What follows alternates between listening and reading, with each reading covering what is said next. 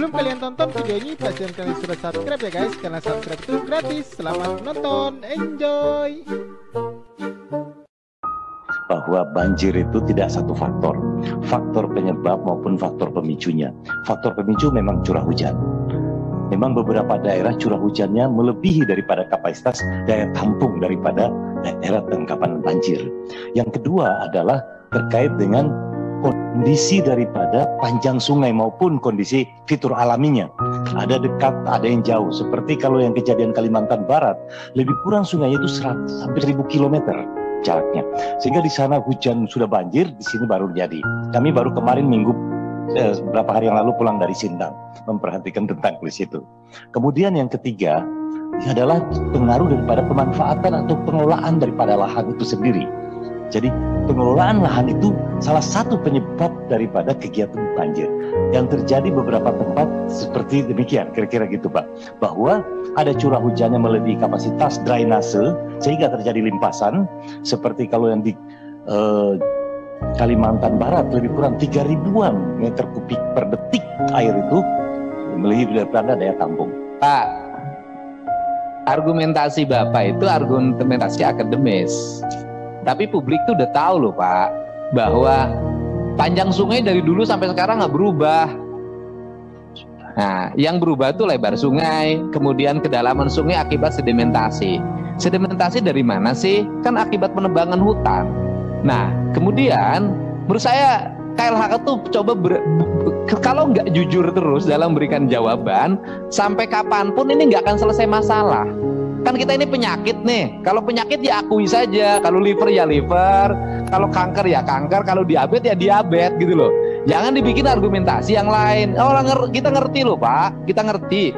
Bapak, saya gini aja, harusnya Bapak jelasin. Bapak jujur deh. Kawasan ini dulu hutan lebatnya sekian. Sekarang mengalami perubahan, jadi perkebunan sekian, jadi penambangan sekian, jadi gundul sekian. Curah hujan ini nggak bisa ditampung nih di sini karena hutannya nggak ada. Airnya cepat ngalir ke sungai, membawa tanahnya kemudian menjadi sedimentasi, jadi naik ke permukaan. Ditambah lagi jumlah pemukiman yang semakin banyak. Pemukimannya dekat sungai, pemukimannya di daerah rawa akibat kesalahan tata ruang. Sampai kapanpun gini dikasih jawaban begini nggak akan kelar. Menurut saya jawab secara jujur. Kalau memang terjadi pengurangan jumlah hutan yang berdampak pada gitu loh, curah hujan yang bisa tidak tertampung lagi oleh kawasan hutan, airnya cepat mengalir ke daerah yang lebih rendah.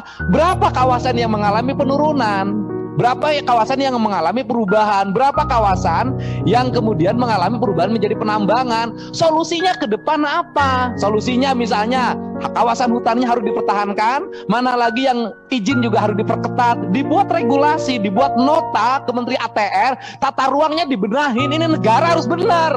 Nggak bisa begini terus. Bapak enak di sini Pak, nggak kebanjiran, orang sana kebanjiran. Tinggalkan legasi yang baik buat generasi ke depan. Saya pengen birokrat itu jujur. Kata Kiki jujur. Saya nggak akan kritisi anggaran 0, sekian, enggak.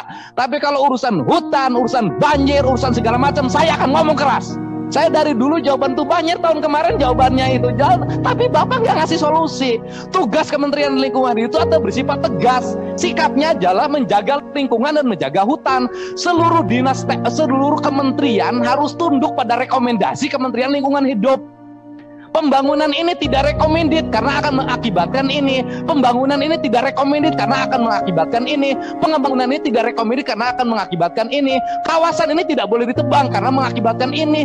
Sifatnya mutlak. Hukum alam itu hukum mutlak, tidak bisa digeser-geser karena kausalitas. Resiko apapun harus diambil. Kenapa? Karena ini mutlak. Hukum alam nggak bisa ditafsirkan dan nggak bisa ada rekayasa alam. Untuk itu, fungsinya adalah menerangkan, memberikan sesuatu gambaran nih Pak, negatifnya ini, positifnya ini, jelasin. Tidak bisa Kementerian Lingkungan Hidup mengikuti keinginan kementerian lain. Kan seluruh kebijakan harus ada rekomendasi analisis dampak lingkungan.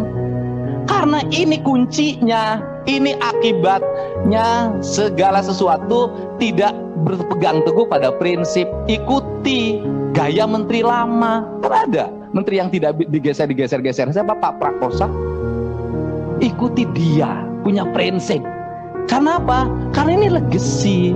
Kalau digeser, ini Pak, oh iya Pak, kalau bangun ini, oh boleh Pak, oh boleh Pak, ini datang lagi, ini boleh Pak, boleh Pak. Lah ya nggak usah sekolah di eksak Pak, sekolahnya di sosial aja. Nggak usah sekolah fisika, nggak usah belajar kimia, nggak usah belajar matematika. Karena lingkungan hidup itu fisika, kimia, matematika, dan biologi inti ilmunya. Sudah aja belajar ilmu sosial dan ilmu politik. Selesai Pak. Bapak ngapain disuruh ke sana kalau jawabannya itu? Saya tuh ingin dari dulu tuh, jujur deh, Kalimantan. Apa yang harus kita pertahankan hari ini? Ruas hutannya berapa lagi? Ini, kunci, jebret. Bagaimana cara nguncinya? RUTR-nya. Selesai. Tapi kalau nanti tiap tahun musim ini curah hujannya tinggi. Belum tinggi curah hujan Pak, belum. Curah hujan tinggi itu nanti Januari. Sekarang mah masih persiapan hujan. Ini Pak, ini saya agak keras ngomong ini karena sudah menyangkut prinsip-prinsip yang rakyat yang merasakan terus-terusan dikasih logika. Yang menderita itu kan orang sana yang lama di sana.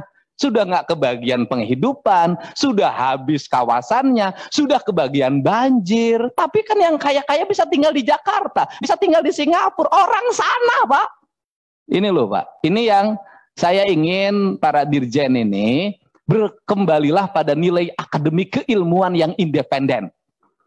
Dari independensi itu tetap harus disajikan. Persoalan nanti mau dipakai enggak, Bapak enggak berdosa Pak. Gitu loh. Fisika enggak boleh mengikuti keinginan sosial, enggak boleh, enggak boleh. Makanya harus netral fisika itu. Bayangin kalau matematika 4 tambah 4 berapa?